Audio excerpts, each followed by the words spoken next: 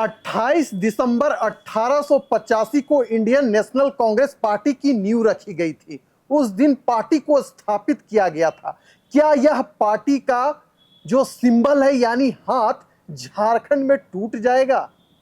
मौजूदा समय में विधानसभा का चुनाव झारखंड में चल रहा है और राजनीतिक गलियारों में यह जोर शोर से चर्चा हो रही है कि झारखंड में कांग्रेस का हाथ टूटने वाला है। इस पूरी खबर पर हम आपको आगे जानकारी देंगे, लेकिन हमारे सहयोगी निरंजन जी इस वक्त हमारे साथ मौजूद हैं। तो चलिए चर्चा की करते हैं शुरुआत और आपको बताते हैं कि आखिरकार कैसे झारखंड में कांग्रेस का हाथ टूट जाएगा। तो दरअसल बात ऐसी है कि हाल ही में कांग्रेस के जो प्रदेश प्रभारी हैं गुलाम अहमद मीर, उनका एक बयान आया था और बयान था कि अगर हम झारखंड में 25 से 30 सीट ले आते हैं तो हम अपना मुख्यमंत्री राज्य को देंगे। अगर कुछ सीटों में बढ़ोतरी होती है तो रोटेशनल मुख्यमंत्री झारखंड में होंगे। फिर क्या था, मुख्यमंत्री हेमंत सोरेन को मिर्ची लगी और सुप्रियो भट्टाचार्य जो कि केंद्रीय महासचिव हैं झारखंड मुक्ति मोर्चा का, उन्होंने कांग्रेस के खिलाफ ही मोर्चा खोल दिया। फिर क्या, कांग्रेस बैकफुट पर आ गई और अब यह चर्चा हो रही है कि झारखंड में कांग्रेस का हाथ ही टूट जाएगा। निरंजन जी, खबर काफी बड़ी है कि कांग्रेस में नैया डगमगा रही है। झारखंड में कांग्रेस की नैया डगमगा रही है, कैसे? बिल्कुल विशाल, वर्ष 2019 का विधानसभा का चुनाव आप देख लीजिए। 31 विधानसभा की सीटों पर राष्ट्रीय कांग्रेस पार्टी जो है वह चुनाव लड़ती, वहां पर प्रत्याशी देती है जी। आप उसमें से देखिए कि 31 में से 16 विधानसभा सीटों पर राष्ट्रीय कांग्रेस पार्टी जो है वो जीत करके आती है। लेकिन आज जो राजनीतिक गलियारों में राजनीतिक पंडितों के द्वारा जो एक बात कही जा रही है या फिर सूत्रों के हवाले से जो बात कही जा रही है कि झारखंड में कांग्रेस का हाथ टूट जाएगा, ये बहुत बड़ी बात है। और तब जब झारखंड में चुनावी मैदान जो है वह सज चुकी है और सभी राजनीतिक जो पार्टियां हैं वो अपने अपने तरीके से अपने अपने एजेंडों को लेकर के जो है वह मतदाताओं के बीच में जा रही है और अपना विजन, अपना एजेंडा उनके बीच में रखने का काम कर रही है। अब देखिए कि इसी बीच में यह जो बात आ रही है कि झारखंड में जो है वह कांग्रेस का हाथ टूट जाएगा, तो कांग्रेस का हाथ इसलिए टूट जाएगा, इसलिए झारखंड के जो राजनीतिक पंडित है वह कह रहे हैं क्योंकि 2019 के विधानसभा के चुनाव में देखिए आप बरही से विधायक हैं। हम आपको उदाहरण के तौर पर एक दो विधानसभा हम आपको बताते हैं कि इसका संदर्भ क्या है। संदर्भ यह है कि 2019 के विधानसभा के चुनाव में बरही से वर्तमान में राष्ट्रीय कांग्रेस पार्टी के विधायक हैं उमा शंकर अकेला यादव, जो इससे पहले वो भाजपा में थे।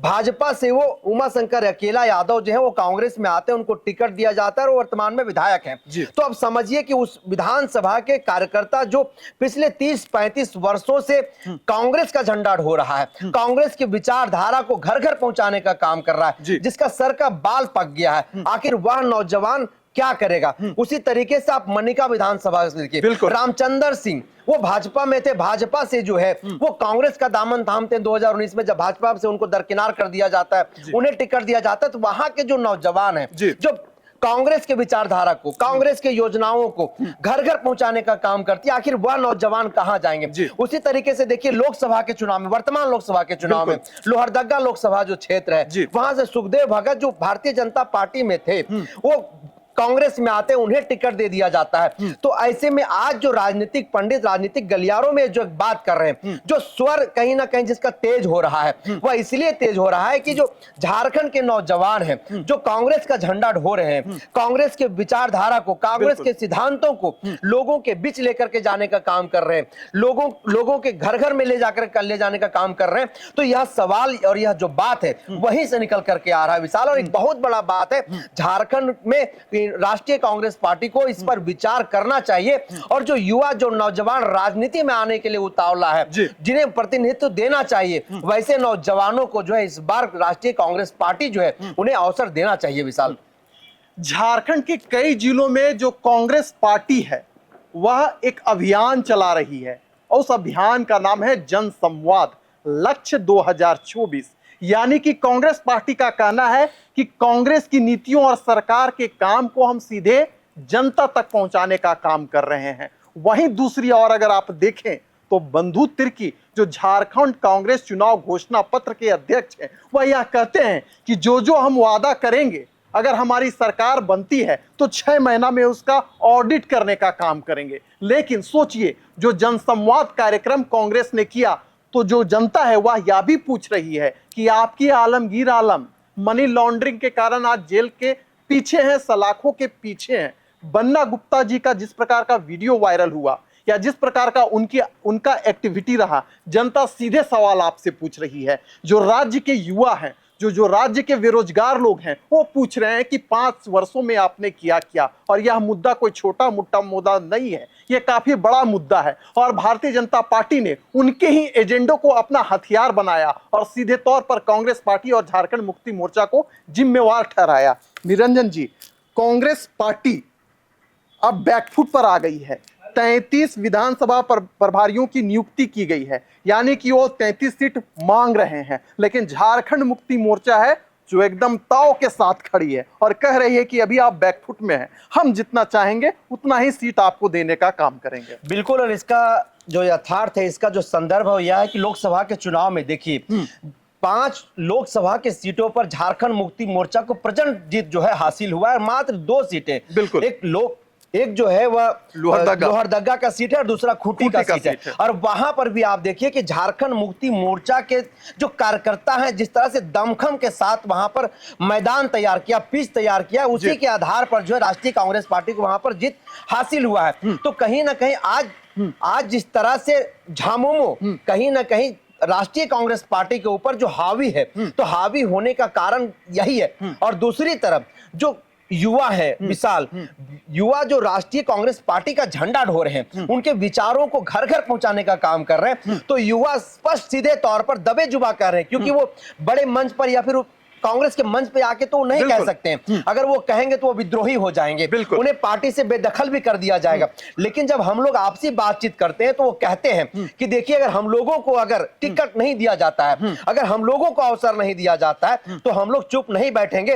अंदर खाने इस तरीके से हम लोग माहौल खराब करेंगे, इस तरह से माहौल क्रिएट करेंगे कि झारखंड में सच में जो है कांग्रेस का हाथ टूट जाएगा। और आज 16 सीटें हैं, वो इस बार दहाई का आंकड़ा भी पार नहीं कर पाएंगे। ये नौजवानों के अंदर जो आक्रोश है, जो जोश है, वो इसलिए है क्योंकि पिछले कई वर्षों से वह नौजवान जो है वह राष्ट्रीय कांग्रेस पार्टी का झंडा ढो रहे हैं। उनके धारा को, उनके सिद्धांतों को आगे बढ़ाने का जो है कहीं ना कहीं वो काम कर रहे हैं विशाल। निरंजन जी, अगर हम कांग्रेस पार्टी की बात करें तो इस बात से कतई इनकार नहीं किया जा सकता कि कांग्रेस पार्टी में भी गुटबाजी खूब होती है। राजेश ठाकुर प्रदेश अध्यक्ष हुआ करते थे, तो उस समय हमने देखा कि कांग्रेस के जो कार्यकर्ता हैं आपस में ही भिड़ गए। हमने देखा कि रामेश्वर उरांव जब प्रदेश अध्यक्ष थे तो उस समय भी खूब गुटबाजी हुई। अब कैसो कमलेश महतो को प्रदेश अध्यक्ष बनाया गया है, तो कहीं ना कहीं जो गुटबाजी है कांग्रेस पार्टी में हावी होते दिख रही है। दूसरी अगर हम बात करें तो कांग्रेस पार्टी में कोई ऐसा बड़ा नेता नहीं है जो पूरे पार्टी को चला सके, और ये हम नहीं बल्कि कांग्रेस के ऐसे कार्यकर्ता ही कहते हैं, कहीं ना कहीं दबे पांव इस बात का उजागर करते रहे हैं कि नेतृत्वहीन है कांग्रेस की पार्टी मौजूदा में झारखंड में। बिल्कुल। केशव कमलेश महतो जो है वो एक वरिष्ठ नेता है और हर व्यक्ति उनका सम्मान करता है। पिछले कई दशक से जो है वो कांग्रेस के विचारधारा, उनके सिद्धांतों को जो है वो आगे बढ़ाने का काम कर रहे हैं। और झारखंड में मौजूदा समय में जिस तरह से कुर्मी जो समुदाय है वो कहीं ना कहीं गोलबंद हुआ है, और खास करके जयराम महतो को लेकर के, तो इस बात की जो डर है वो राष्ट्रीय कांग्रेस पार्टी में दिखाई दिया। और उस कुर्मी वोट बैंक को सिमटने के लिए एक संदेश दिया इस पार्टी ने कि देखिए, हमने आपके ही समुदाय से, आपके ही एक वरिष्ठ व्यक्ति को प्रदेश का नेतृत्व दिया, प्रदेश का अध्यक्ष बनाया। अब यह कितना मुकम्मल हो पाएगा या कितना सफलता अर्जित कर पाएगा, यह विधानसभा चुनाव के बाद ही पता चलेगा। लेकिन जो लड़ाई झगड़े की बात है और जिस तरीके से विवादों की बात है, ये हालांकि सभी पार्टियों में जो है अमूमन दिखाई देता है विशाल।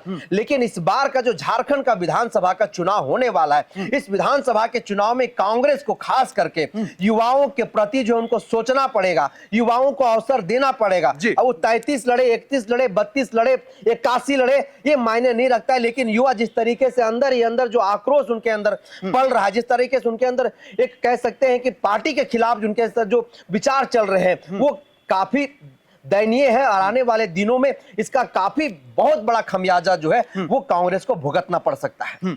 आपको एक बात और बतलाते हैं। दरअसल आप झारखंड राज्य की बात करें तो यहां पर कांग्रेस के वोटर हुआ करते थे कौन? तो एक मुस्लिम समाज और दूसरा आदिवासी समाज और तीसरा जो था वह ओबीसी समाज। लेकिन इस बार देखिए कि झारखंड मुक्ति मोर्चा ही उनके वोटरों पर सिंधमारी कर रही है और कांग्रेस पार्टी को इस बात का पता है कि अगर हम अकेले जाएंगे तो कहीं का नहीं रहेंगे।